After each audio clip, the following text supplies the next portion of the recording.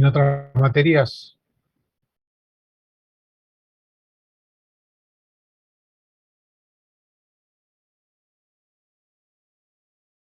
¿Me puede contestar alguien? ¿Qué vieron?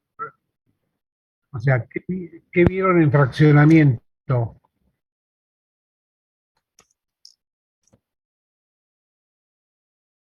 Sí, está bien. ¿Recuerdan?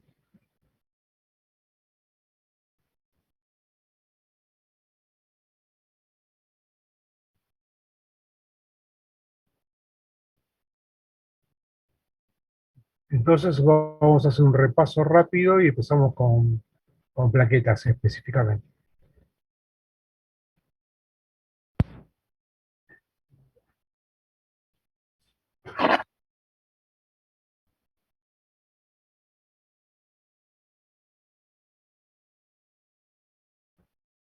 Faltan 7. A ver, hay más.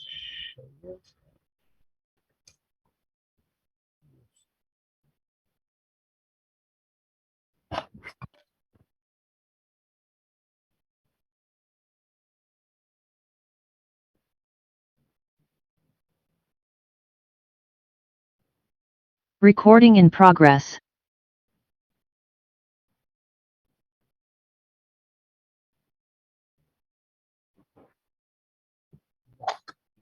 Bueno, estamos con la charla de hoy. Quiero que participen en lo que puedan, ustedes, en lo que recuerden. Y cualquier cosa, si sigue entrando alumnos, se quedarán 5 por el momento. Bien. La semana pasada había visto en el último, en la parte última, todo lo que son aditivos, soluciones aditivas y conservadoras. ¿Me recuerdan ustedes cuáles eran?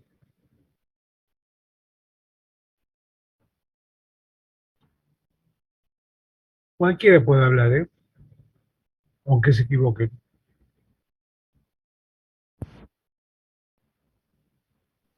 CPD, CPDA y Samanitol.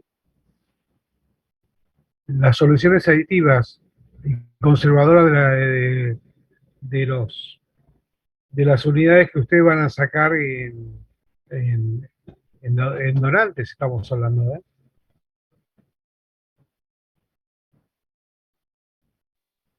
Ah,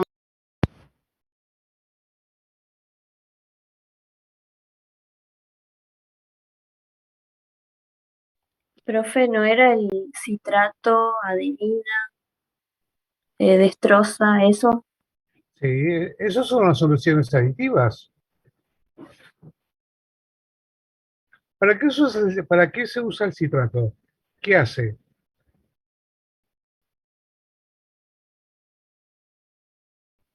¿Por qué? Porque la acción del calcio. ¿Está? Bien, el bifosfato de sodio y el ácido cítrico.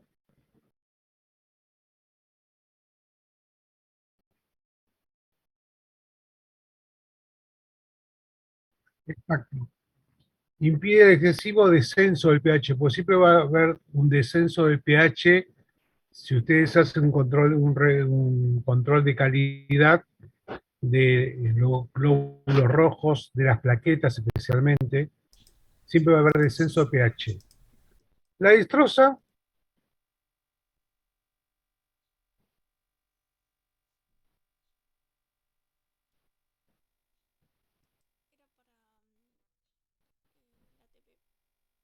ATP. La adenina lo mismo, para ayudar a los eritrocitos puedan sintetizar ATP. ¿Y el segmanitol? Prolonga la vida de los glóbulos rojos, la vida media. Bien. Díganme la duración de cada solución que ustedes conocen. ¿Cuánto dura el CPD, el CPDA1 y el aditivo con segmanitol? Con SAC 42. 42 días con qué? Con SAC manitol. Bien. Con CPD, días y CPDA 1:35. bien. Hasta ahí estamos todo bien. Si vamos a hacer, después de haber el donante haber dado sangre, la unidad de sangre total, ¿qué cantidad de mililitros se saca el donante? Normalmente, habitualmente.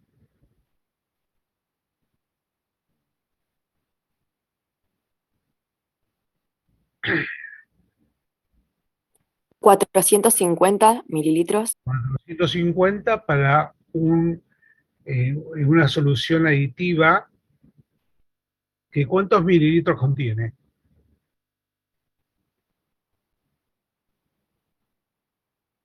63 mililitros. Tanto CP... ¿Cómo? Pero el SAN se agrega después.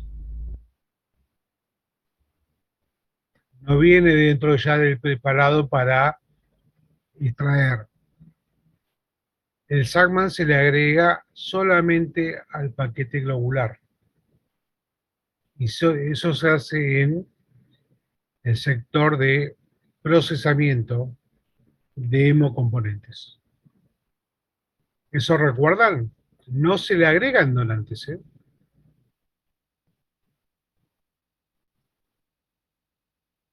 La cantidad de 100 mililitros, pero vuelvo a repetir, eso viene aparte. Todos los volúmenes son de 63 mililitros. Porque en sí el Sacmalitol viene adosado en la bolsa de CPD. ¿Sí? Bien. Vamos a los hemocomponentes, al fraccionamiento en sí. Metro Agustina. Bien.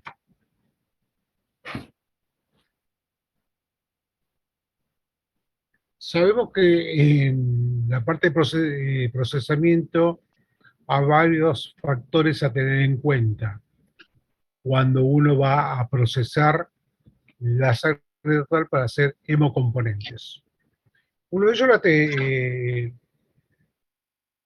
la temperatura del lugar. No es lo mismo que esté en un lugar muy caluroso que esté cálido, fresco. ¿Tá? Las centrífugas, qué tipo de centrífugas tengan ustedes, si es de 4 cabezales, si es de 6, si es para 12 unidades, porque en todas las bibliografías a ustedes le van a poner un tiempo y una temperatura.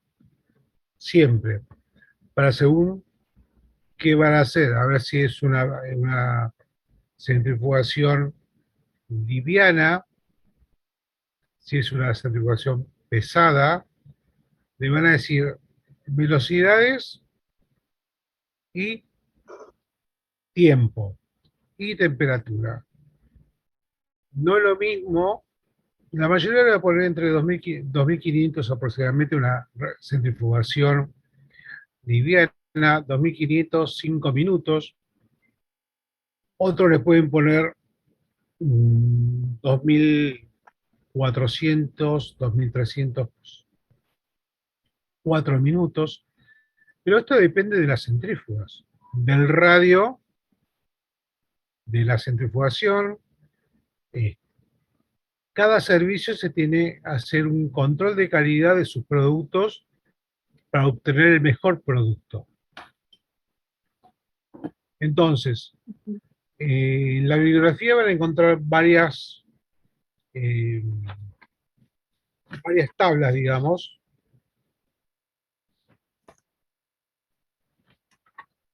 y a partir de ahí van a querer empezar a trabajar con las velocidades, los tiempos, qué es lo que quiero obtener. la limpieza del lugar. Después ver si tienen aparte centrífugas, si tienen las prensas para plasma o tienen máquinas automáticas o semiautomáticas para separar plasma. Yo creo que les envié algunos videos de planta de procesamientos, que son la mayoría centros regionales, algunos son de Europa, son videos muy cortos. Comente el centro regional, ¿qué es lo que hace el centro regional? ¿Quién me puede explicar? ¿O quién me puede comentar?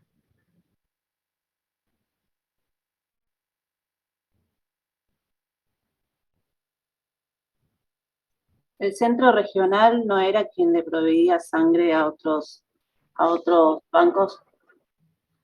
Distribuye la sangre a otros bancos, hace colectas, atiende donantes, hace serología, procesa y distribuye.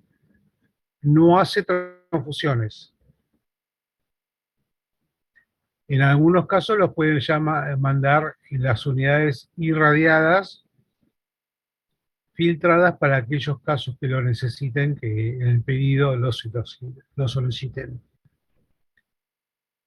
¿Está? Bien. Entonces, sabemos que nosotros de la sangre total, lo primero que vamos a hacer es homogeneizar bien la bolsa cuando llega al área, porque entre que se terminó el procesamiento de extracción hasta llegar al fraccionamiento, va a pasar un tiempo determinado, según cómo se maneje en cada área. Por ahí les queda a ustedes en donantes 6 unidades de sangre entera, entonces recién ahí viene los técnicos que procesan. Pero imagínense que de esas 6, la primera de todas que ya está hace media hora, por así decirlo. Entonces lleva a que se empiece a sedimentar el paquete globular, los glóbulos. Entonces lo que se hace cuando se llega al área de procesamiento es que se homogeneiza la bolsa manualmente, se hace en algunos casos se hace chicotes, digamos, porque comúnmente viene con nudo, se hace chicote, 2 o 3 chicotes, según normativa de cada servicio, por si se llega a romper los chicotes, si es más, si es uno, y bueno, luego de homogeneizarlos, bueno, empezamos a colocar en las unidades, en los portacontenedores de cada centrífuga, se pesan, tiene que estar equilibrado. Recuerden que nosotros dijimos que había centrífugas de 4 bolsas, de 6 bolsas. Algunas de 6 bolsas son para bolsas dobles. Dentro de un mismo envase pueden ir hasta 2 unidades de sangre. Pero eso son cuando uno pide centrífugas para centrifugar bolsas, la característica de cada aparato. Así que podemos tener 6 unidades, 12 unidades, y en algunos casos hay también centrífugas para 12 bolsas que llevan 24. Por ende, no todos, como ya dijimos al principio, no todos llevan las mismas revoluciones y los tiempos. ¿Tá? ¿Hasta ahí quedó claro? Sí, profe. Bien. Bien. Cuando yo doy la primera centrifugación liviana, suave, lo hago para que para obtener un paquete globular, digamos, como es suave y es corto el tiempo, suave las revoluciones por minuto, y el tiempo es corto, es para que el paquete globular vaya sedimentando suavemente en el proceso. Entonces, lo que yo quiero obtener con eso es que no se vayan las plaquetas, digamos, con el paquete globular. Que las plaquetas queden en el plasma. ¿Sí? Bien.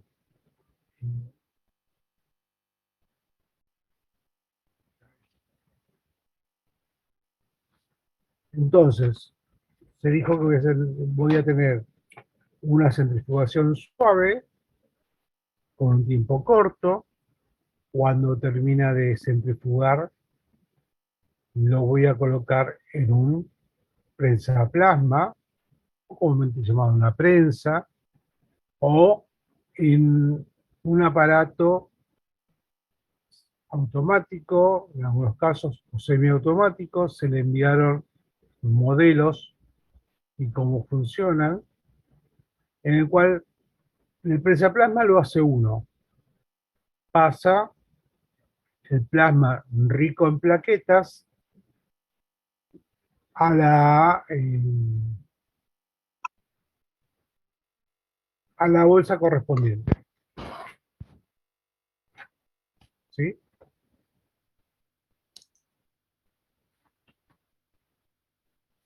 Bien. Cuando terminé de pasar el plasma, lo que hago es, o se deja como está con un volumen determinado, o en el caso tenga una bolsa satélite con sacmanitol, se pasa el sacmanitol a la unidad, al paquete de glóbulos rojos. Profe, no lo escucho.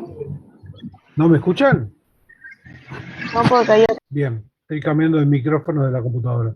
Bien, entonces, como dije hace un momento, de tener la unidad ya sedimentada del paquete globular, voy a separar el plasma fresco, plasma rico en plaquetas, a la unidad correspondiente, a la bolsa de transferencia correspondiente, y voy a pasar, clampeando todo, voy a pasar el sacmanitol al paquete globular. Luego de esto se sella el paquete globular, se separa y se lo deja en la heladera de 2 a 6 grados, con ese rango de temperatura, en un lugar que es toda la parte sin serología. ¿Tá? Lo que se deja es aproximadamente 10-15 mililitros de plasma, la parte de blancos, que es lo que no se pasa. En algunos lugares pueden llegar a dejar nada de plasma, como van a colocar sacmanitol, entonces después se homogeneiza bien el paquete globular con el sacmanitol, se separa y se guarda en la heladera. Bien. Ese plasma rico en plaquetas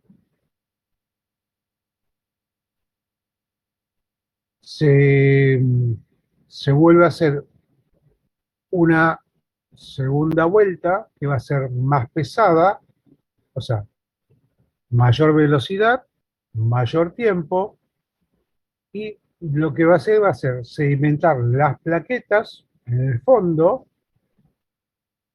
se van a agregar, y luego lo que hacen es, se centrifuga, dijimos, y se separa.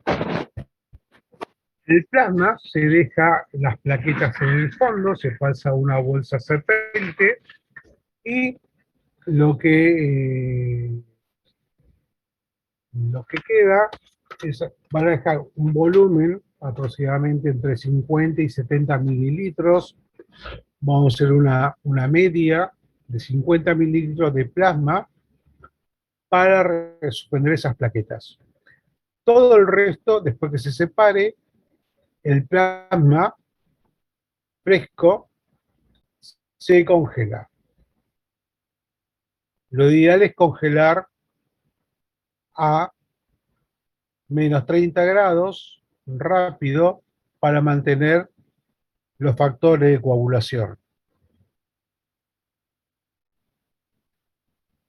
Y las plaquetas lo dejamos boca abajo, quietas, para que comience el intercambio gaseoso por el tiempo de 1 hora. Volvamos al plasma fresco. Dijimos que ese plasma fresco va a terminar en plasma fresco congelado. Hay que congelarlo en un ultrafreezer a menos 30 grados por 1 hora y después lo pueden pasar a menos 18. Recuerden que el tiempo de duración de un plasma fresco congelado es de 12 meses. ¿Recuerdan ustedes qué factores de coagulación tienen?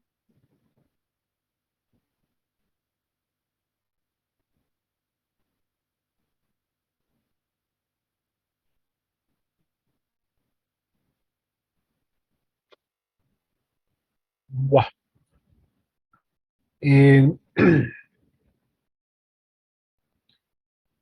Vamos a tener factor 8, factor 13, fibronectina, fibrinógeno especialmente, factor von Willebrand, son los que se denominan factores lábiles.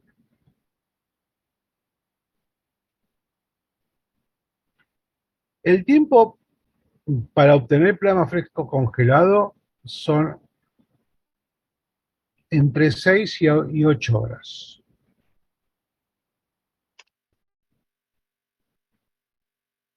¿Está? Bien. Esto muchas veces se complica los tiempos cuando uno hace una colecta externa. Más por la distancia. Pues recuerden ustedes que cuando uno hace una colecta externa, cuando en lugar que se organice, hay que montar todo una parte de extracción. Extracción, interrogatorio, parte administrativa, y según la distancia, son 5 horas aproximadamente de colecta y después hay que levantar todo, camillas, agitadores, el lugar donde ustedes colocan los tubos, todo lo que conlleva a una sala de extracción completa, cableado,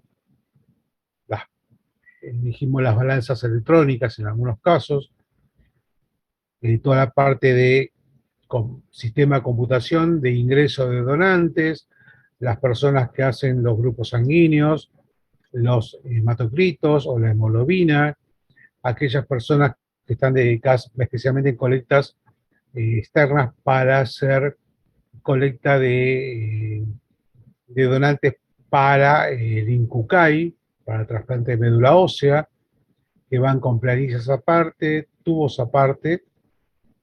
Y bueno, todo eso lleva un tiempo para desarmar todo nuevamente, o sea, cargar los móviles y volver al servicio. Entonces ya pasaron más de 6 horas. Entonces muchas veces por ahí se puede preparar solamente plaquetas a los últimos, las últimas unidades extraídas, no las primeras, pues ya pasaron más de 6 horas, u 8 horas, según la distancia. ¿Está? El otro formato es si es un lugar más cerca, al cargar las primeras 20, 24 unidades de extracciones, ya sea directamente un móvil lo lleva al hospital y ahí se empieza a procesar. Ya hay gente preparada para procesar esas unidades. Entonces van a obtener todo lo que ustedes necesitan. Y el otro producto perdón, me faltó decirle el tiempo de las plaquetas. El tiempo de las plaquetas están después de la hora de estar quietas para empezar el intercambio gaseoso. Estas pasan a a un agitador continuo que está aproximadamente entre 22 en algunos casos le van a poner entre 20 y 24 grados de temperatura en agitación continua. Siempre con serología no reactiva. Eso recién va a pasar a otro agitador cuando se habiliten las unidades. La serología reactiva, en algunos lados que ustedes lean, le van a decir en cuarentena, en cuarentenados. Encontraron esa nueva palabra, digamos, cuarentena o en cuarentenados. Bien, y el tiempo son 5 días. En muchos casos pueden hacer hasta 7 días, pero no lo recomendable, ya por todos los problemas que puede conllevar este tiempo de más. Bien, y el otro producto que me quedaría, el otro componente, son los crioprecipitados. Si yo tengo al plasma fresco congelado, lo tengo adosado una bolsa satélite, lo que se puede hacer es mantener ese plasma fresco congelado en el freezer, en el ultrafreezer a menos 30 grados, y lo que se hace luego es, cuando quiero hacer crioprecipitados, se descongela en heladera de 2 a 6 grados durante 24 horas. Pasado ese tiempo, se centrifuga, centrifugación fuerte y un tiempo prolongado. Cuando hablamos de tiempo prolongado, hablamos de más de 10 minutos, 10, 11, 15 minutos, según las centrífugas y según las normas de cada servicio, área, en este caso, con baja temperatura. Y en muchos casos les van a decir el frenado que lleva, si es un frenado suave, un frenado con freno, sin freno, eso es normas de cada servicio. Volvamos a los crioprecipitados. Ese crioprecipitado está en el fondo, como si fuera una mucosidad, entonces, como ya dijimos que tenía una bolsa satélite, se pasa el plasma a la bolsa restante y lo que se deja es un volumen de 20 a 30 mililitros, con una medida aproximadamente de 20 mililitros. En algunos casos le va a aparecer lo que se denomina crío seco y en otro caso lo que se denomina crío húmedo. El crío seco es aquel que tiene 10 mililitros y el crío húmedo es el que tiene 20. La duración de los crioprecipitados es de 12 meses en ultrafreezer, en un freezer común luego, lo congelan rápido y después lo pasan a un freezer de 18 grados aproximadamente. El plasma que queda restante, él es el que se denomina plasma modificado. La duración del mismo va a ser mayor a 12 meses y se usa para en algunos casos para intercambio en algunas patologías como las púrpuras, trombocitopénicas, trombóticas, en general. ¿Hasta acá quedó claro? Sí, profe, hasta acá sí. ¿Cómo? Que sí, hasta acá sí. Bien. Bien, hasta ahí, bien. Las únicas que por ahí van con freno, digamos, es el crío, las plaquetas, pues, sedimentan. El que va sin freno, obviamente, es el paquete globular. Si el paquete globular yo le pongo freno, se vuelve a mezclar todo. Por simple deducción, digamos. ¿Está? Bien. Eh, Después, dijimos, ¿quién me puede repetir los volúmenes? Para que quede claro.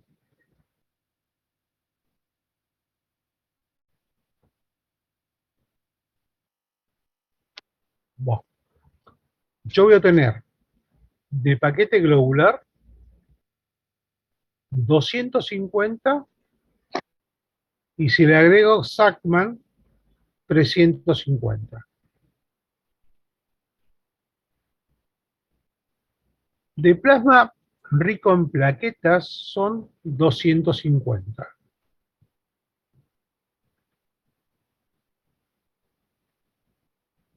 Si voy a hacer plaquetas solamente, son 50 mililitros de plaqueta y por ende me quedan 200 mililitros de plasma fresco congelado. Si voy a obtener de ese plasma fresco congelado, voy a tener 20 mililitros de crío precipitado, lo que me queda son 180 de plasma modificado. Entonces, cuando uno le pregunta los volúmenes que tengo,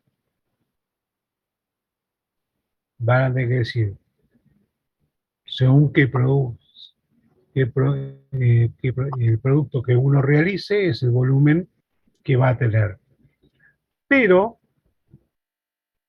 hay un plasma fresco congelado que tiene 250 y es aquel que no se realiza plaquetas ni crioprecipitados. Son el de las mujeres multigestas.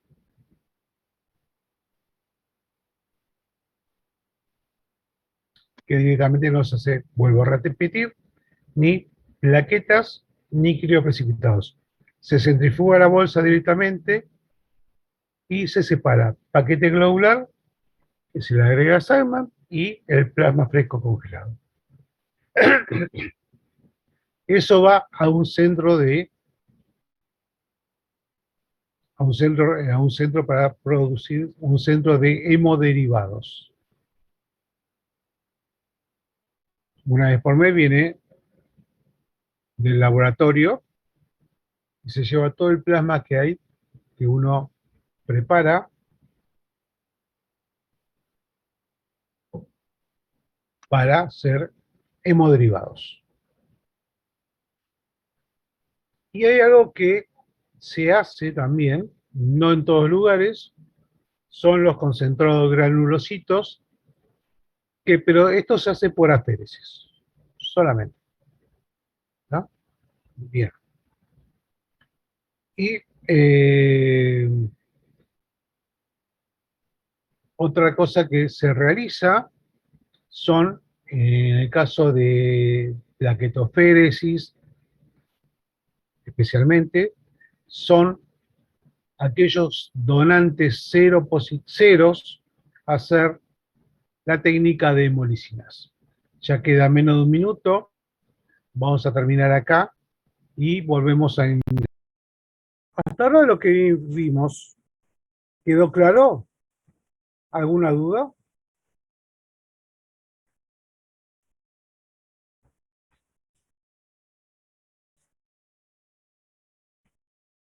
O sea, toda la parte de tiempos, velocidades, lo tienen que tener claro cuando estén procesando. ¿Tá? Y todos los elementos que obtengamos. Con todo esto, preguntas, por ejemplo, decime, Allende, decime vos, ¿qué hemocomponentes globulares puedo obtener? Si yo te pregunto, ¿qué hemocomponentes globulares tengo? Puedo obtener. ¿Qué me decís? No, profe, no sé. ¿Cómo? Que no sé. ¿Cómo se llama el paquete globular?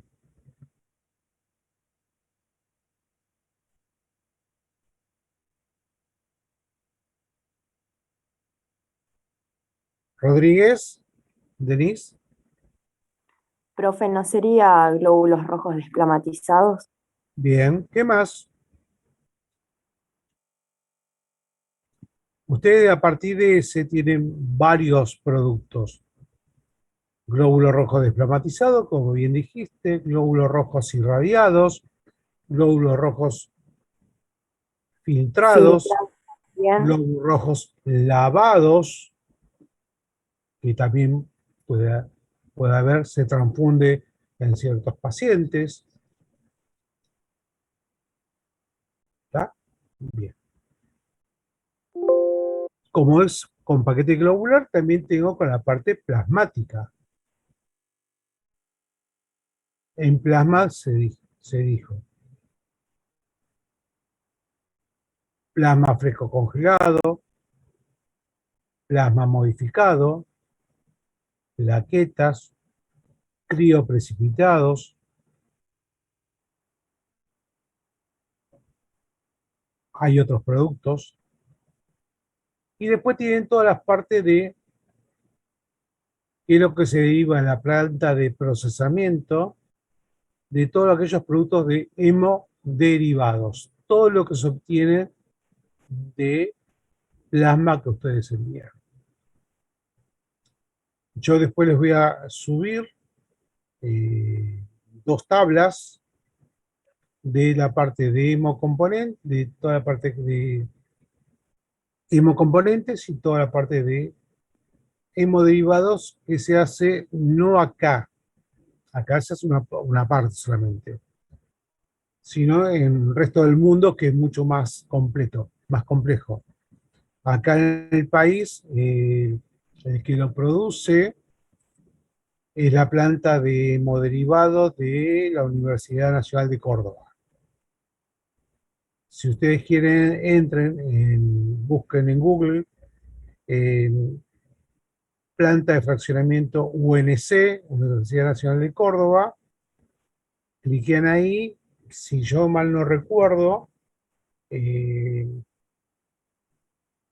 van a catálogo y en catálogo le va a aparecer todos los productos que ellos obtienen del plasma, desde gamma globulina y perimula antitetánica, gamma globulina endovenoso, que es inespecífica, albúmina, factor 8, todos los hemoderivados que ustedes y algunos factores de coagulación. ¿Tá? O sea, eso lo pueden buscar, con lo que produce cada laboratorio, y a su vez yo se lo subo, después que terminemos en el día de hoy o mañana, le subo las planillas. Ya me los separé en el escritorio para enviárselos. Bien, y ahora viene dijimos que quedamos con, terminando, ya faltando un minuto, que todos aquellos donantes ceros lo que se hace es hemolicinas. ¿Para qué me sirve a mí la hemolicina? ¿Qué significa que un donante tenga hemolicinas?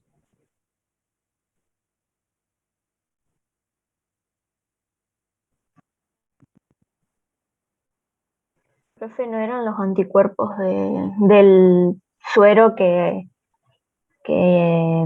¿cómo se llama esto? Que actuaban contra el complemento No, o algo así. no. Es el plasma, o sea, son los anticuerpos del avo que tiene el plasma, en el cual hay que ver si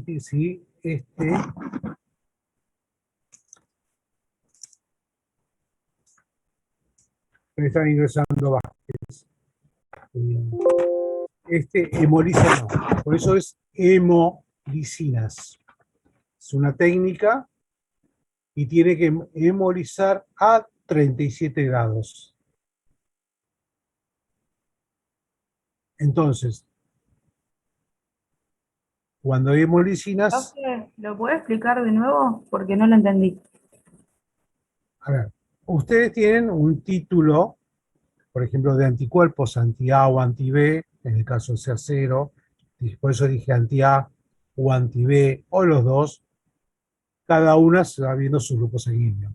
Eso tiene un título. Pero muchas veces hay que ver si no tienen hemolicinas. Lo que va a hacer las hemolicinas va a ser destruir o hemolizar glóbulos rojos a 37 grados. Es una técnica en cual ya es habitual, hasta cuando yo estaba rotando por ahí, cuando yo estaba en el Posadas, no se hacía, ahora se está haciendo habitualmente. En la última parte sí, se empezó a hacer, cada tanto, y lo que hacen es enfrentar glóbulos comerciales con suero del donante, se lo incuba a 37 grados y se ve la reacción como es.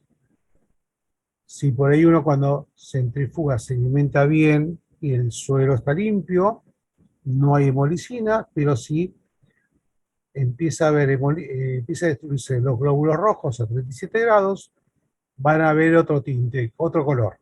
Entonces, ya se marca como si tiene alfas o betas. Sabemos que alto título, en muchos casos se los considera lo que se denomina cero peligrosos.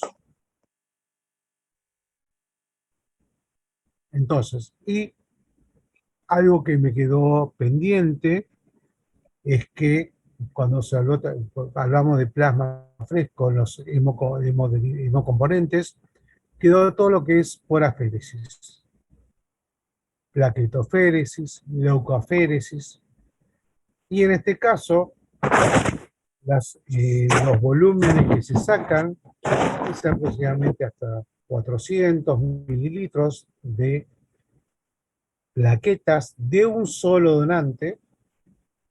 El procedimiento lleva aproximadamente hora 15, hora y media,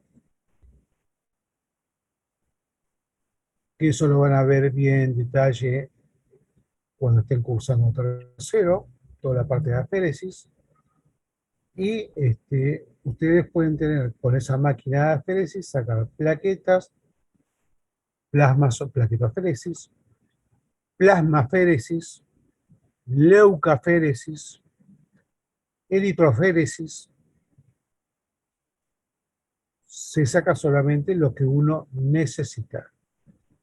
En el caso de las plaquetas, hay uno que saca también las plaquetas con el plasma del donante, y lo nuevo es lo que se devuelve todo el plasma en el cual está contenida esas plaquetas al donante, y esas plaquetas se resuspenden en una solución que se llama PAS, PAS. ¿Qué es lo que me hace? Ese plasma, esa solución PAS, ¿qué se le ocurre que me hace? ¿Por qué lo resuspendo en solución PAS? La duración va a ser exactamente la misma. ¿Qué obtengo con esa solución PAS? Ni idea, profe. No se me ocurre. A ver, si yo saco el plasma y ese plasma lo reemplazo por una solución PAS, ¿qué le estoy sacando? ¿Le está sacando el plasma? ¿Y qué tiene el plasma? Los factores. No. Recuerden Anticuerpos. que, Cuerpo. ¿cómo? Los anticuerpos del abo. O sea, aquellos concentrados plaquetarios que tienen solución PAS, yo lo puedo pasar a cualquier paciente. Cuando tengo anticuerpos del abo. Ah, es como que hace como un filtro, profe, ¿cómo sería? ¿Cómo? ¿Qué se hace? ¿Como un filtro o algo así? No entiendo. Sí, ya la máquina separa el plasma, saca el plasma y lo resuelve en solución PAS directamente. Aspira y aspira a la solución PAS, se pasa las plaquetas. Entonces es una forma de obtener plaquetas para cualquier paciente.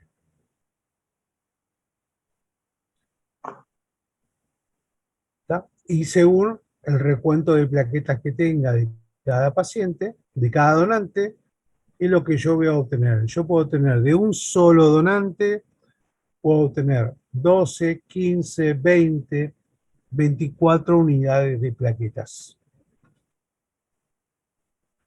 Las plaquetas de donantes común lo van a encontrar como donante de estándar, plaquetas estándar, plaquetas random, y después están las plaquetas de aféresis.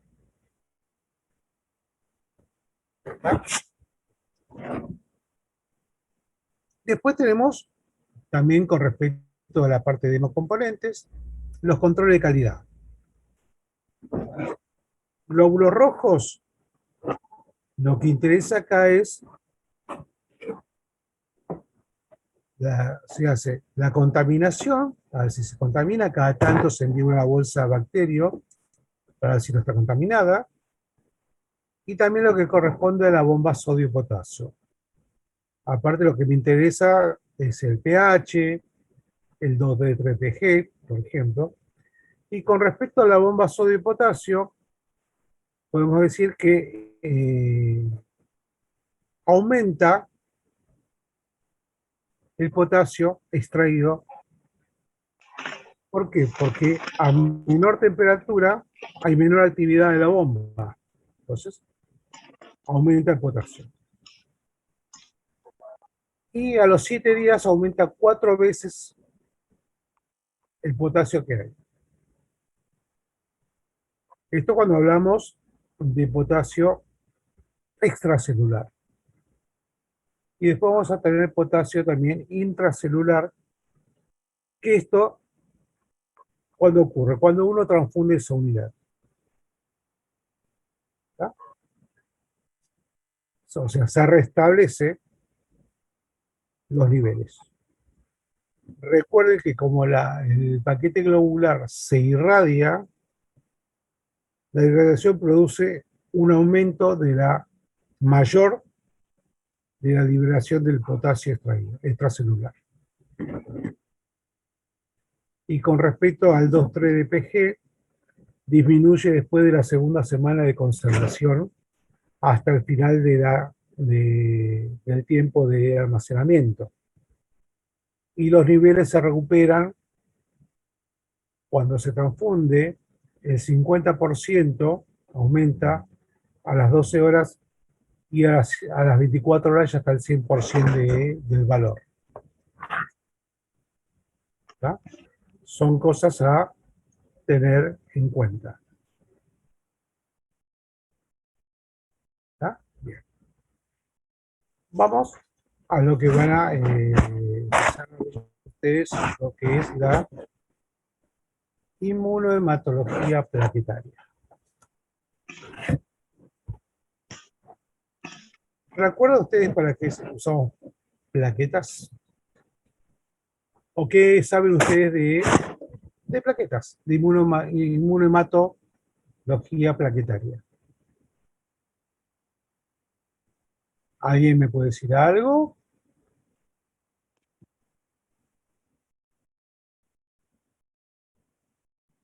Bien.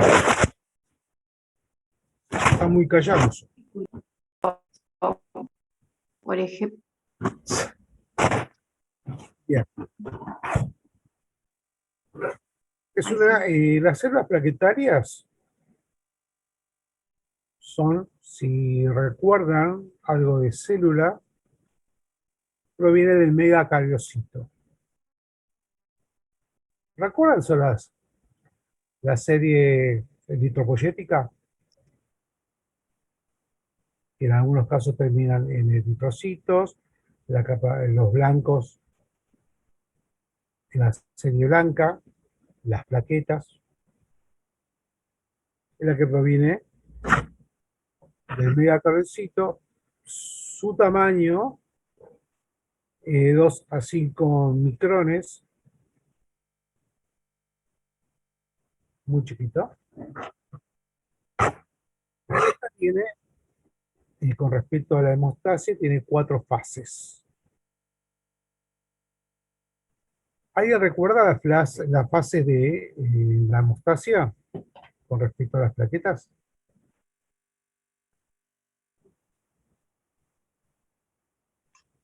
¿Cómo, profe? No lo escucho bien. Las 4 fases de la hemostasia con respecto a las plaquetas. Era lo de adhesión, agregación. Sí, bien. Adhesión, agregación, faltarían 2. Otra es la reacción de liberación y la cuarta es la actividad procoagulante. Entonces, tenemos 4 fases. Adhesión, reacción de liberación, agregación y actividad procoagulante. Y después tenemos lo que sería la membrana plaquetaria, que está formado por glicoproteínas. Las glicoproteínas van a tener un número y en el manual técnico o en otra bibliografía también lo pueden poner como GP, todo con mayúscula. Las siglas GP, glicoproteínas. ¿Sí? Esta se asocia entre ellos, digamos, formando complejos que actúan como receptores. Y tiene dos funciones. La adhesión al subendotelio y la de la adhesión de plaquetas a plaquetas, unas con otras. Esto es lo que se denomina agregación plaquetaria. Entonces, repito,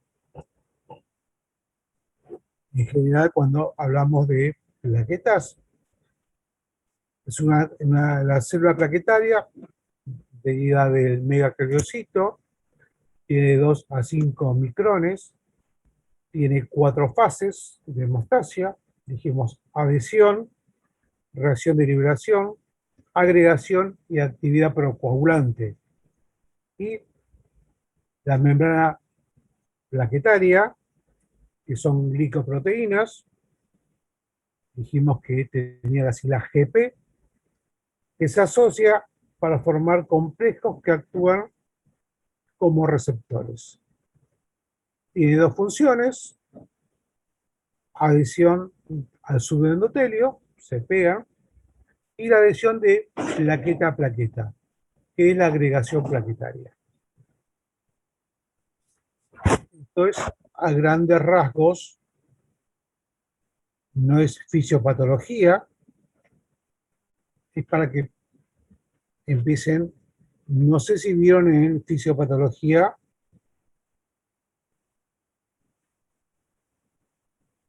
plaquetas.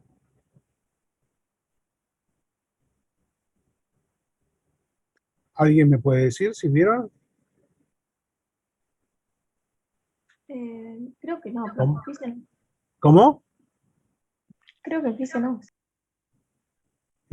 No sé si tendrán el micrófono muy bajo o alguna no se le escucha.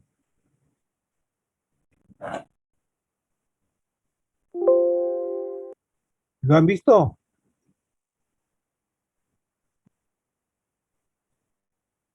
¿Con quién tienen fisiopatología ustedes? Con Sani tuvimos, profe. Con Sani, está bien. Bien.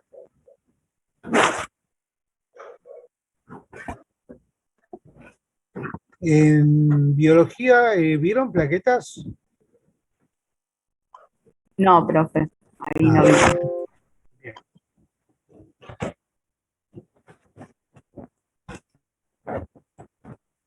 A ver, pruebas. Espero un minuto.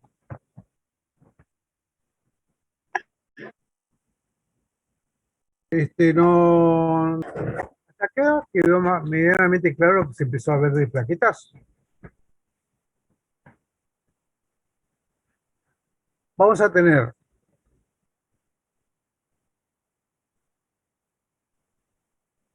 en las plaquetas antígenos plaquetarios. Estos pueden ser no específicos, las dos categorías, específicos y no específicos.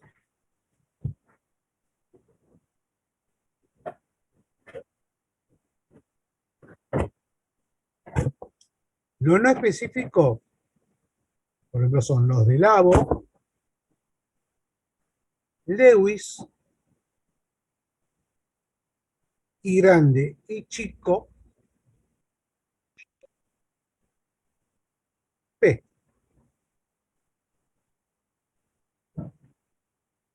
Y HLA.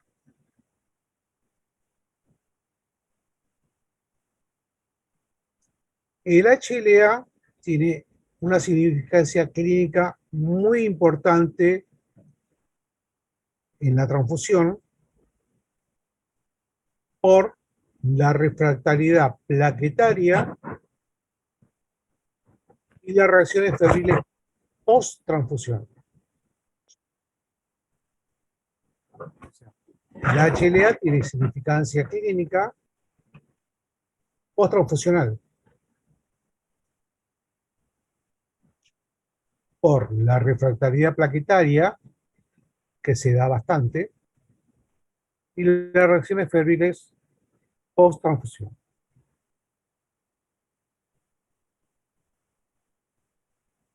Estos son los antígenos no específicos.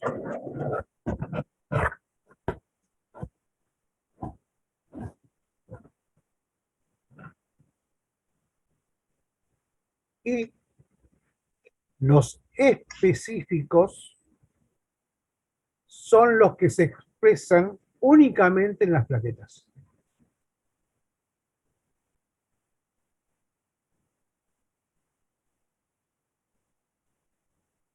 Esto tiene una nomenclatura internacional. O sea, todo lo que conlleva plaquetas empezó a 30 años a estudiarse a gran escala. 1990, una cosa así, por ahí más o menos. De ahí en gran escala. Bien.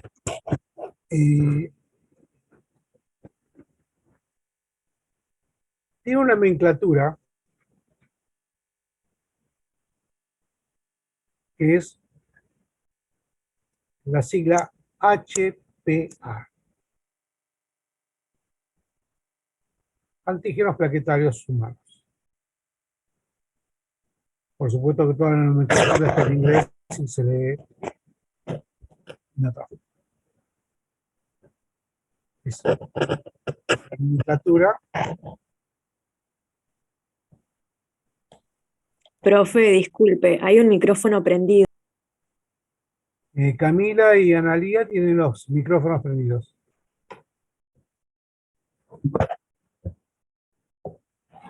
No, profe, el mío aparece prendido porque hay un error en el mic, pero no se escucha. Bien. Bueno, entonces dijimos que la nomenclatura es HPA para designar a cada sistema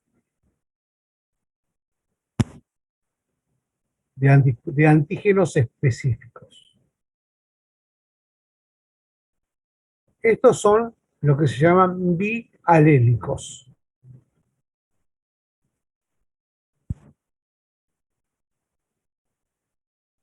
No voy a preguntar qué significa bialélico, ¿eh? Los antígenos se identifican con las letras A y B.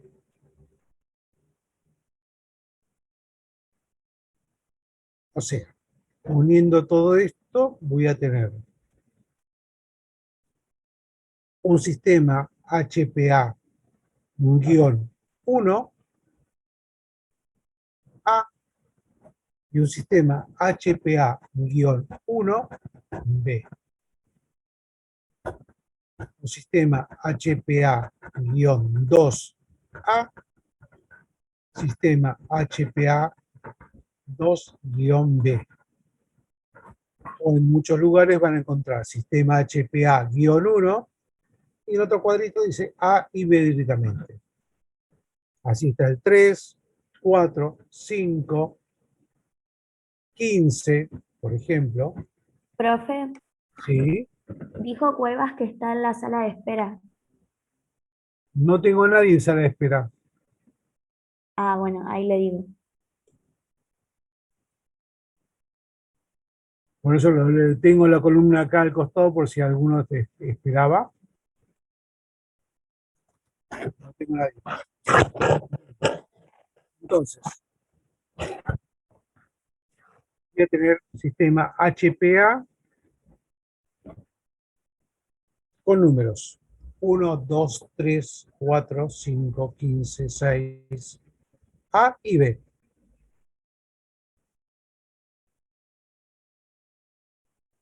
La distribución es diferente según población. Hay poblaciones que van a tener el 1, hay poblaciones que van a tener el 2, hay poblaciones que van a tener el 5. Que últimamente hay mezcla de población. Entonces, se puede estudiar todo por método de ELISA, no sé si le recuerdan.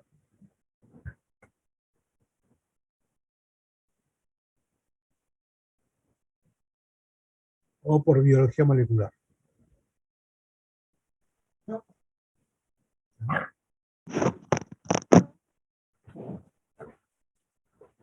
Tenemos a su vez, o sea, como tenemos antígenos, tenemos anticuerpos plaquetarios.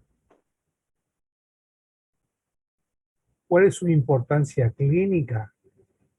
¿Qué es lo que nos interesa a nosotros?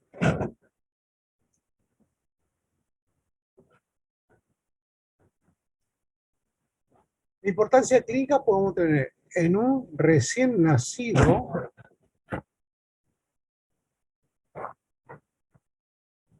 que lleva el nombre de trombocitopenia aloinmune neonatal o trombocitopenia aloinmune feto-neonatal, con la sigla de todo con mayúscula TAN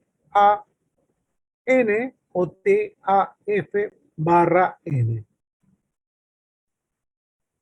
Trombocitopenia aloinmune feto-neonatal. Esta es una. La púrpura post-transfusional y la refractaridad plaquetaria.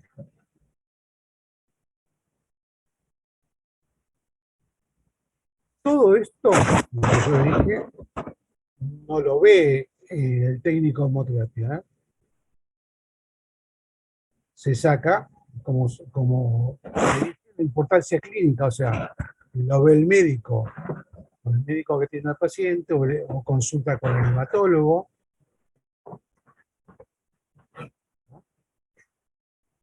Entonces, tenemos la trombocitopenia albuminure feto neonatal, la púrpura posttransfusional y la refractariedad plaquetaria.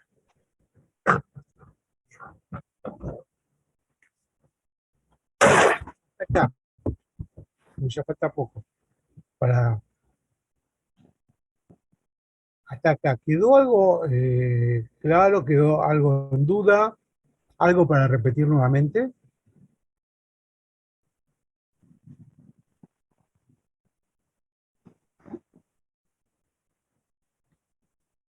A mí sí me quedó algo pendiente algo. ¿Recuerdan ustedes cuando dijimos que había plaquetas random y plaquetas aferesis? Es el recuento de plaquetas que tienen que tener.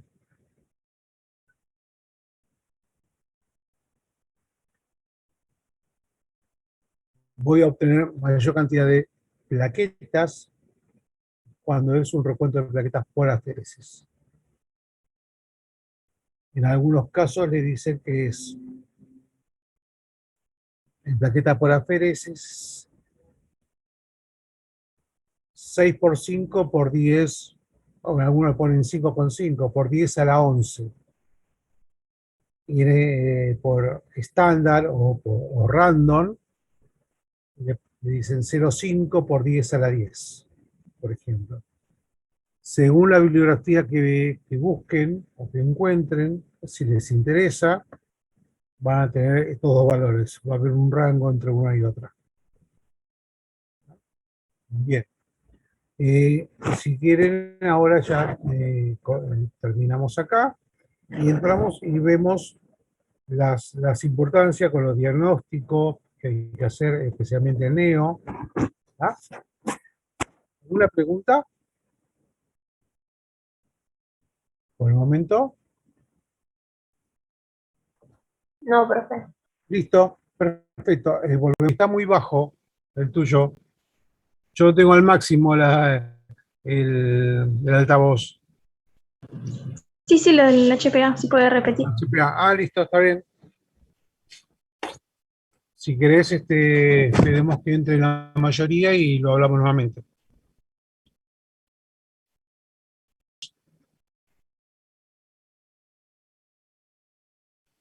¿Cómo, profe? La nomenclatura, Sí. está bien.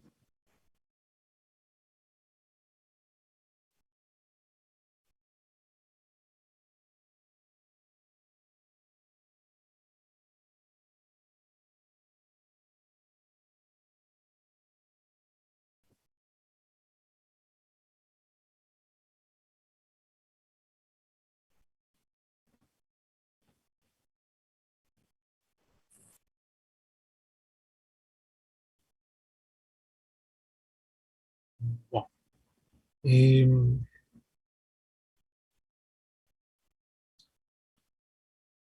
cuando hablamos de Recording in inmunohematología progress. plaquetaria, vamos a repetir algo de la charla anterior. Cuando hablamos de inmunohematología plaquetaria, decimos que hay anticuerpos plaquetarios específicos y no específicos.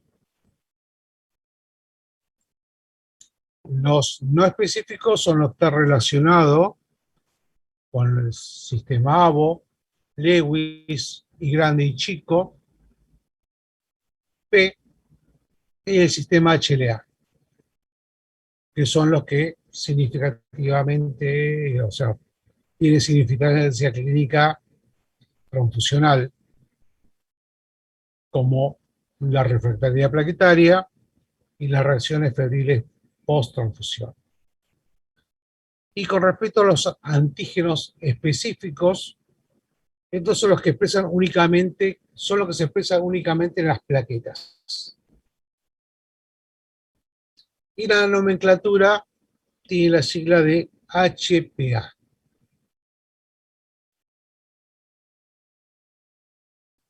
Para designar a cada sistema. Como a su vez son bialélicos, estos antígenos se identifican con las letras A y B. O sea, voy a tener un sistema HPA 1 o guión 1, A o B. Un sistema HPA guión 2, A o B. HPA guión 15, A, B, y así sucesivamente. Todo esto está relacionado con según la diferente población, la distribución. Hay lugares que, acá en Argentina se hizo un estudio en el 2010, creo que es así, 2008, 2010. Ahí la población que tenía y había unas variables importantes. Por ejemplo, si mal yo no recuerdo, creo que Brasil tiene HPA5 en un 10% de la población, por ejemplo. Bien. ¿Te quedó claro?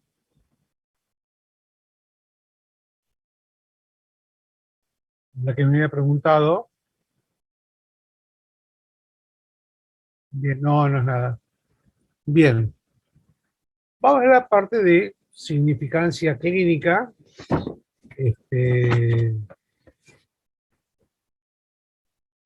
O la importancia clínica, como quieran llamar ustedes, de los antígenos y los anticuerpos planetarios. Dijimos que lo podíamos catalogar en trombocitopenia aloinmune feto neonatal, púrpura posttransfusional, refractaria plaquetaria. Bien, si hablamos de la trombocitopenia aloinmune feto neonatal, podemos decir que esto se da cada 1.200, 2.000 recién nacidos aproximadamente. Hay bibliografía que ya esta cantidad bajó de 800 a 1.000.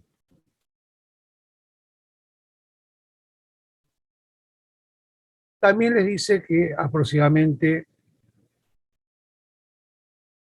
del 10 al 20% de estos neonatos tienen una hemorragia intracraneal.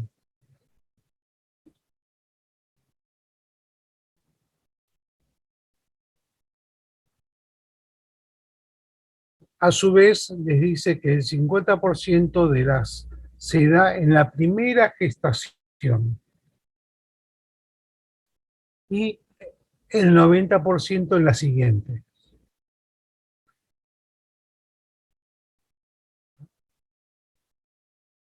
Estos antígenos HPA, por ejemplo, el HPA1, el HPA1A se da aproximadamente en el 75 al 80% de los casos.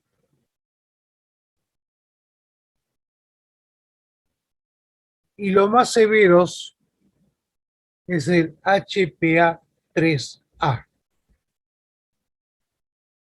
que me está indicando que no todos son severos.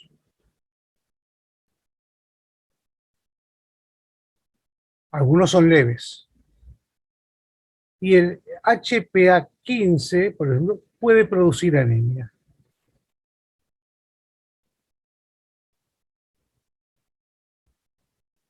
La hemorragia intracraneal se da el 80% inútero.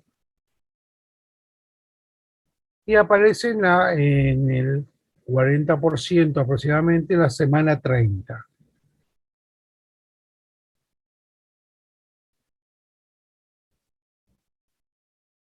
Y a su vez el 10% tienen causa de muerte. y hay un porcentaje que queda con secuelas neurológicas.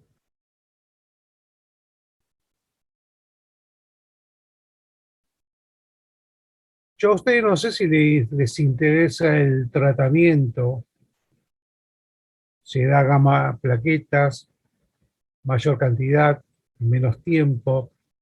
Hay medicaciones como gamma globulinas, endovenosa, en algunos casos corticoides. Estos en sí es tratamiento médico, no tratamiento de hemoterapia. Lo que le puede pedir la hemoterapia es mayor, o sea, mayor frecuencia en menos tiempo de transfusión de plaquetas.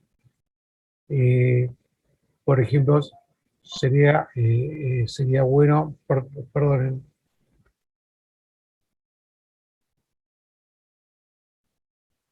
sería bueno que las plaquetas sean de donante único, por supuesto que esté irradiada, filtrada, con compatibilidad plaquetaria. Esto lo vamos a ver dentro de un rato, todo lo que se puede hacer para transfundir. ¿Está? Bien.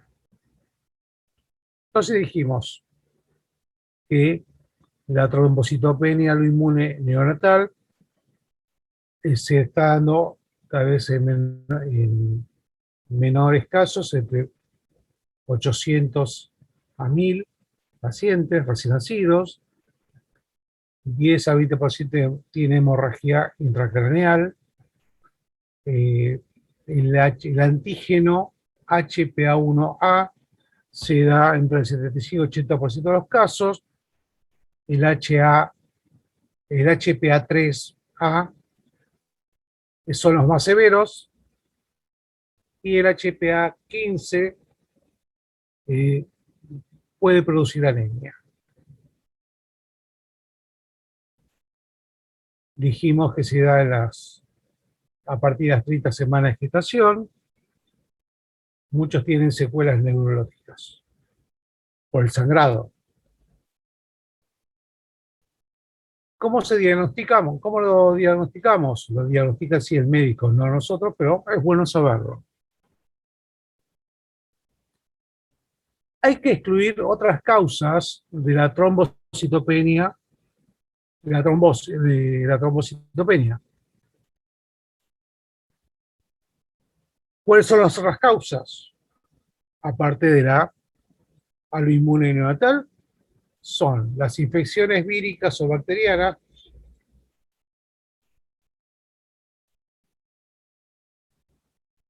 las coagulopatías por consumo,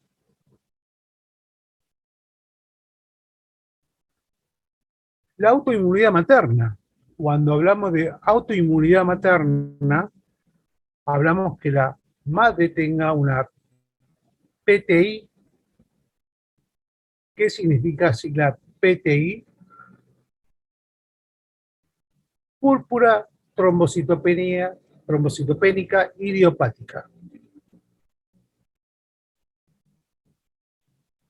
Y la otra autoinmunidad materna es el lupus. Algunos van a encontrar con la sigla LES, L-E-S. Lupus eritematoso sistémico.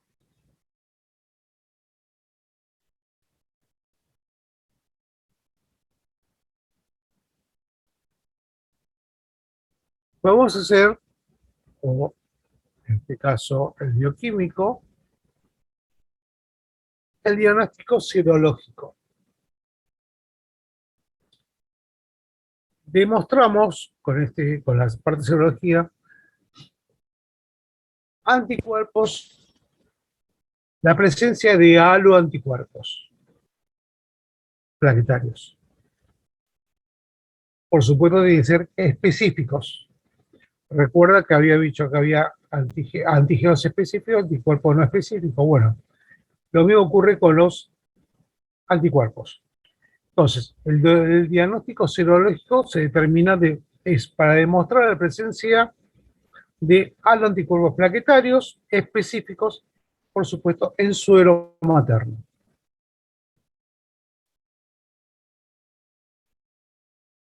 También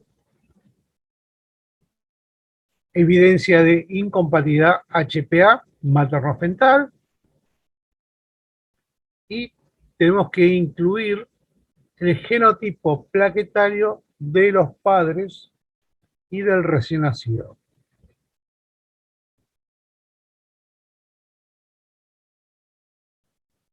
Tenemos que ver las plaquetas, el recuento de plaquetas.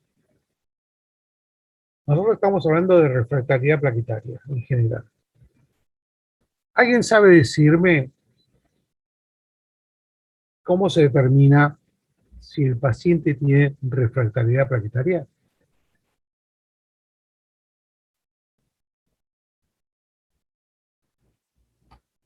¿Y cómo se hace?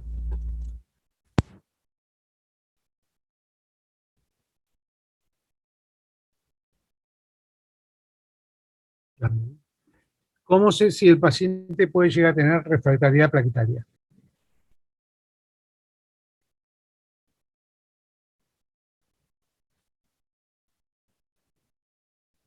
Eso, profe, puede ser porque no sé. Puede ser que es cuando orina mucho porque lo elimina por la orina, o no sé, algo de eso habían dicho que lo elimina por la orina. Y entonces al hacer el recuento no tiene nada, o sea, no tiene la cantidad que debería tener porque las pierde. O sea, a ver, supongamos ustedes que se hace un recuento de plaquetas a un recién nacido o a un adulto. La refractariedad plaquetaria puede ser de cualquier ser humano, ¿no? Que se transfunda plaquetas, obviamente. Supongamos que tiene 6.000 plaquetas, te piden una X cantidad de plaquetas, unidades de plaquetas a transfundir. 6.000 plaquetas. Se transfunden, o sea, vos tenés un recuento previo, que son 6.000. Transfundís, y por ahí a las 2 horas haces un recuento de plaquetas nuevamente. Si te aumentó, no tenemos ningún problema. El problema es que se siga manteniendo 6.000. O sea, todas las plaquetas que le pasaste no resultaron efectivas. Acá tenemos dos dilemas. Es una refractariedad plaquetaria o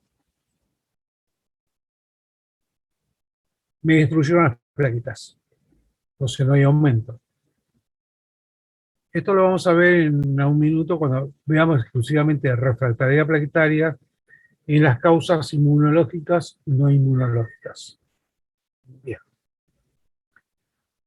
El segundo que habíamos visto era la púrpura posttransfusional. Es una trombocitopenia aguda grave. Esto se da aproximadamente una semana después de la transfusión.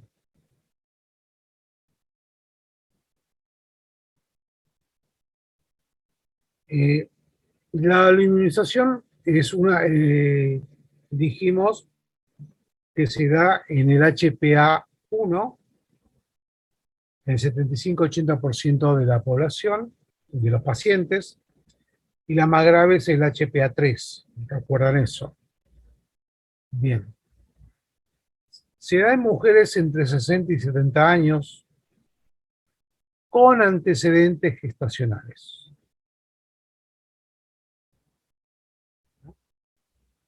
No hay más mucho que decir de la púrpura posttransfusional. Hay otras cosas para decir, pero como para que ustedes sepan algo para responder. Bien. Y vayamos a lo que es en sí refractariedad plaquetaria. Esto se da, por ejemplo, se dan cuenta ustedes en la falla, en el momento, en el recuento post-transfusional, después de la segunda transfusión de plaquetas sucesivas avocompatibles.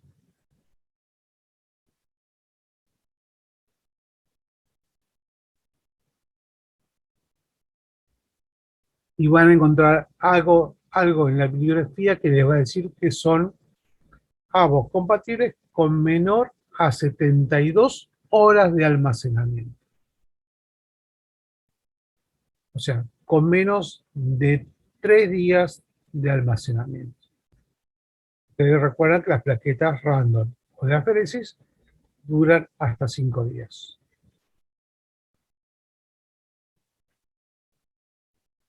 ¿Ah? Si quiere, después lo volvemos a repetir.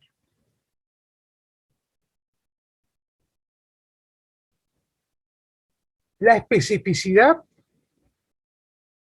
más frecuente, ¿se acuerdan que hablamos de HLA anteriormente?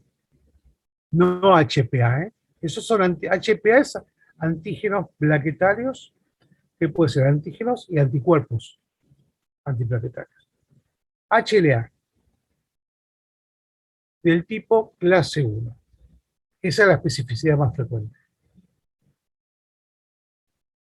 Y se da del 20 al 70% de los pacientes politransfundidos.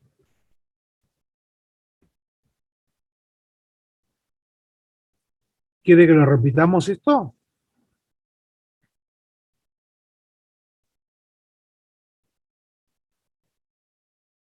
¿O están anotando todos? Sí, profe, eso sí. ¿Cómo?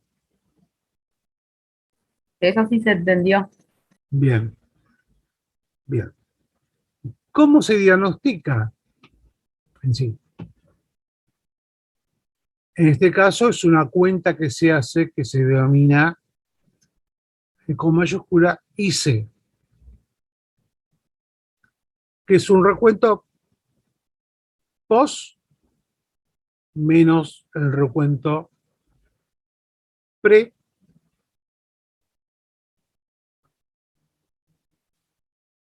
Todo este resultado por la superficie corporal en metros cuadrados.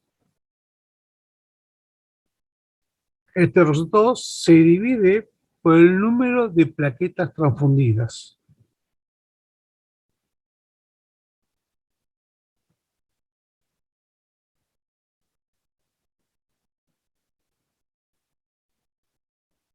Les vuelvo a repetir, como en la cuenta, el diagnóstico tiene la sigla IC y es el recuento plaquetario post menos el recuento plaquetario pre-transfusional. Este resultado se multiplica por la superficie corporal en metros cuadrados y todo se divide por el número de plaquetas transfundidas. Por el número de plaquetas transfundidas por 10 a las 11, aviso.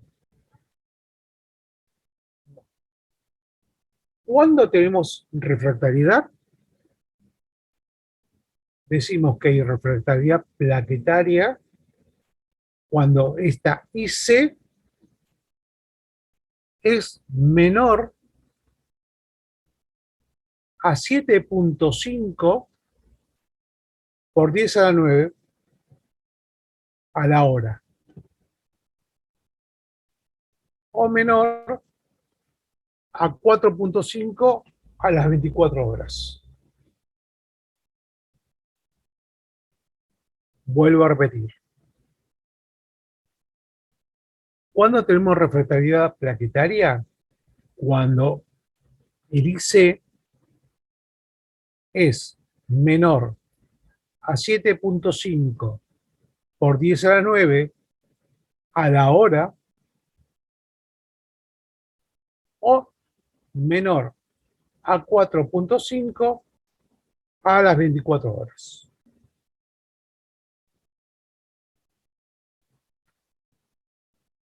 Y en este caso, como les dije, la refractariedad plaquetaria tiene causas no inmunológicas y causas inmunológicas.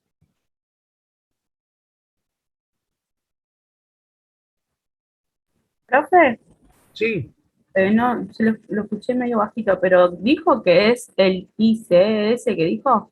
¿Qué es?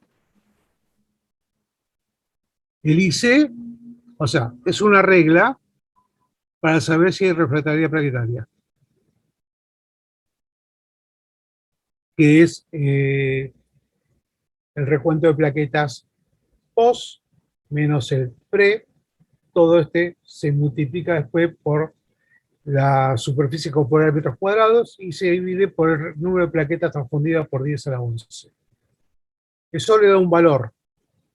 Según el valor que me dé, yo digo que si es menor a 7.5 a la hora de haberse transfundido, o de menos 4.5 a las 24 horas, tiene una refractariedad plaquetaria. Esta cuenta no lo hacen ustedes. Porque usted, o sea, ya viene con diagnóstico, va a venir el médico solicitando plaquetas. ¿Y el recuento tampoco, profe? No, el recuento plaquetario no, ustedes no lo hacen, lo hace laboratorio.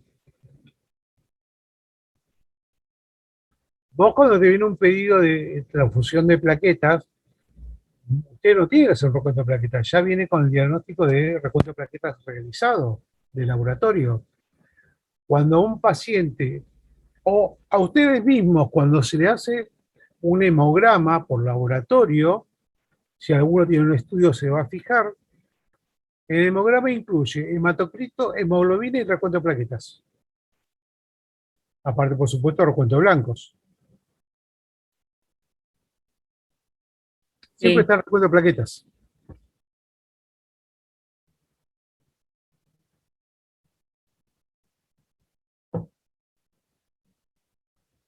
Que después hay que ver si uno va a transfundir plaquetas profilácticamente o, a ver, si tiene más de 50.000 y entra a quirófano, bueno, listo, perfecto, se transfunde previamente.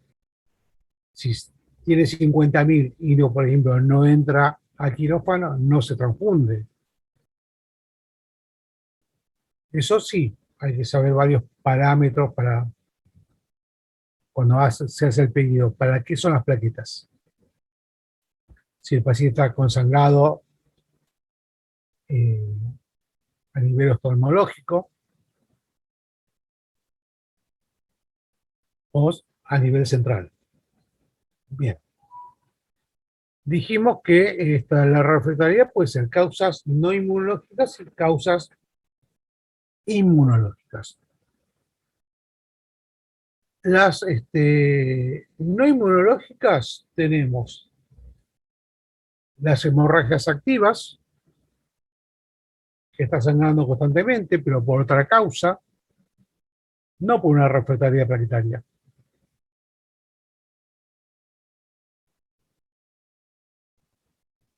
La sepsis,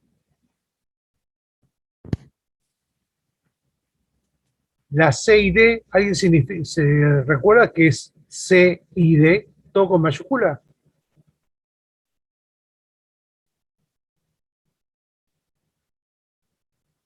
CID, esa sigla que la van a encontrar. ¿Coagulación intradiseminada, eso? Coagulación intravascular diseminada. Coagulación intravascular diseminada. Ah, me faltó. Pensé que lo había dicho. Fiebre, recuerden acá, si el paciente está con fiebre, no pueden transfundir plaquetas, porque la temperatura destruye las plaquetas. La sepsis me destruye las plaquetas.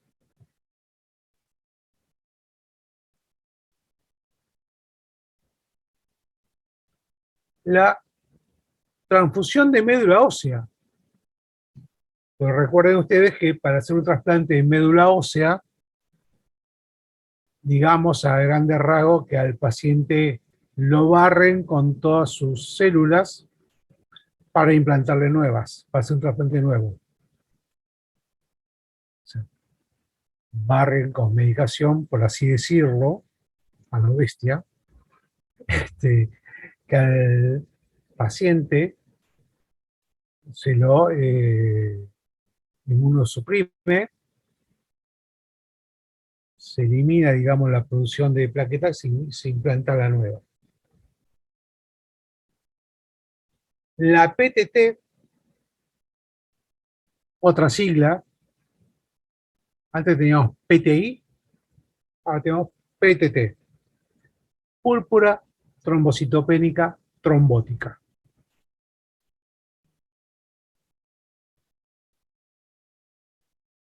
Y medicaciones. Medicaciones con el cual, si uno está viendo que le están pasando esa medicación, no tiene que transfundir plaquetas. Tenemos, por ejemplo, la anfotericina, que es un fungicida, un antimicótico, la vancomicina,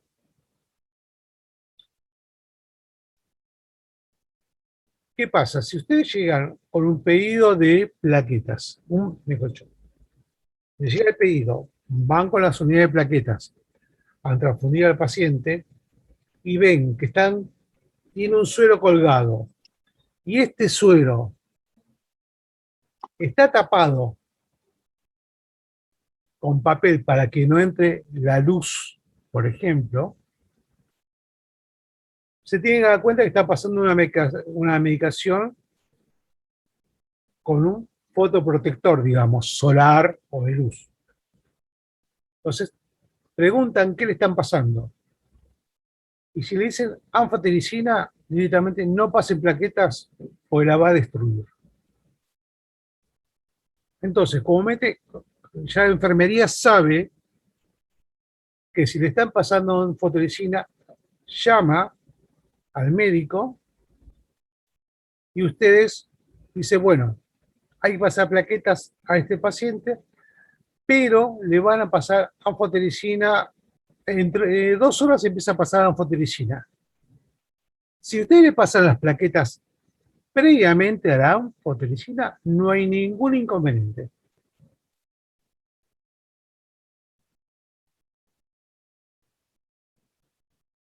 Y se puede pasar plaquetas 6 horas posteriores a la terminación de la anfotericina.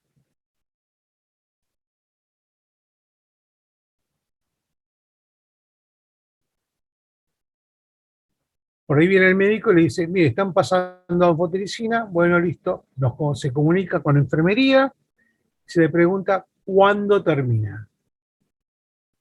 Dice, bueno, tengo para 2 horas más. Entonces saben que hasta dentro de 8 o 10 horas no le puedo pasar las plaquetas.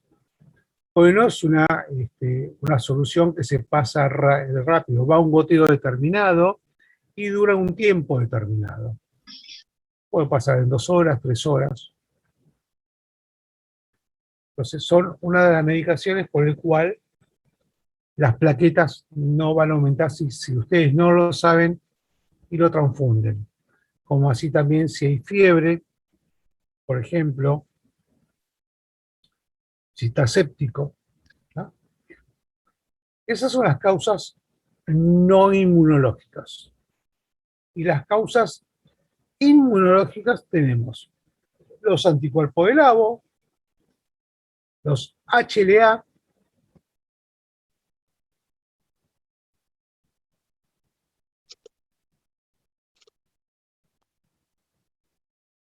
los anticuerpos dependientes por droga,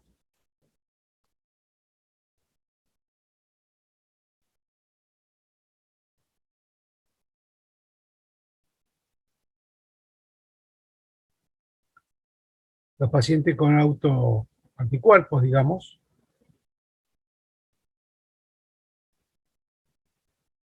Estos, a grandes rasgos, son las inmunológicas. Anticuerpo del ABO, anticuerpo HLA, es contra antígenos específicos. anticuerpos dependientes por drogas o anemias hemolíticas, drogas inducidas, autoanticuerpos. Y ahora, ¿cómo lo podemos prevenir?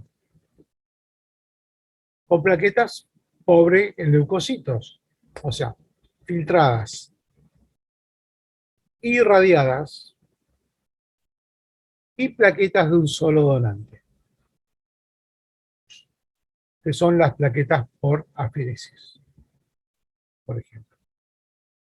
Si no tenemos plaquetas por aferesis, bueno, serán plaquetas random, ¿no? Y la compatibilidad plaquetaria, como se dijo antes.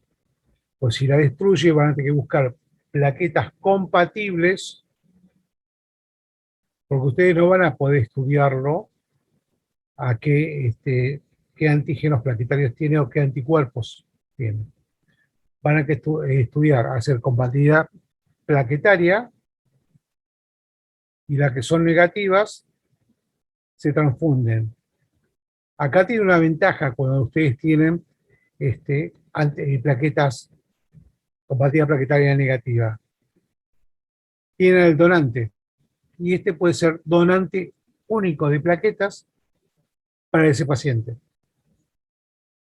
Pues sus plaquetas son compatibles. Las que no son compatibles, por ende, lo van a transfundir y se van a destruir. Como son, ¿se acuerdan que yo dije que su medida, digamos, de 2 a 5 micrones? Entonces, acá en este caso, no va a producir, digamos, una obstrucción a nivel renal. ¿Está? Bien. ¿Alguna consulta? Porque falta menos de 4 minutos. ¿Alguna consulta? Fue bastante intensiva hoy en la clase. Vieron bastante cosas interesantes, porque cada vez se está viendo más de esto. O sea, vimos todo lo que es la parte de hemoderivados, hemocomponentes, mejor dicho, no hemoderivados. Hemoderivados vimos muy poco, son los productos que obtenemos. Hemocomponentes, que después le tengo que volver a subir, le tengo que subir lo que les prometí. Después vimos centrifugación, pesadas, livianas, los tiempos, la duración de los elementos, de los componentes, y empezamos con plaquetas, con una morfología de las plaquetas, y empezamos con los diagnósticos de dónde puede haber refractaria plaquetaria, general, no en particular. ¿Alguna consulta? O sea, va a ser, vuelvan a leer lo que escribieron para que lo entiendan. Si no lo entienden, volvemos a leerlo, a explicarlo, para que lo entiendan en alguna forma. O si no, en la parte práctica, si quieren, como refractaria plaquetaria, podría llegar a entrar como tema. Causas. Lo que pasa es que en ese caso van a estar separados en 3 grupos, como se está haciendo hasta ahora, en práctica. Entonces por ahí capaz que alguno tiene una duda y el otro también tiene otra duda de otro grupo, y bueno, vemos. O si no, lo vemos la semana que viene acá. Quedarán por ahí 2 semanas más, o otro parcial, y después van a estar los recuperatorios. En la segunda semana empiezan los recuperatorios. ¿Ya sabe la fecha del segundo parcial, profe? Y va a ser la semana anterior al recuperatorio, creo. Ok. Sí, no hay otra bajada de línea. Así Ok. que Esta clase de lo que anoté, cualquier cosa, le pregunto la semana que viene, el jueves. sí, no hay problema. Gracias. Así que va a haber otra clase por ahí de hemovigilancia, por ahí el sistema HLA y terminamos o hacemos un convenio general de todo, hacemos vigilancia HLA, más para trasplante HLA. Así que bueno, queda un minuto. Bueno, nos estamos viendo algunos el lunes, y algunos los veo mañana, los que están con Nadia. Y bueno, si no, estamos viéndonos el jueves. Bueno, buen fin de semana. Nos estamos viendo. Gracias por todo. Salud.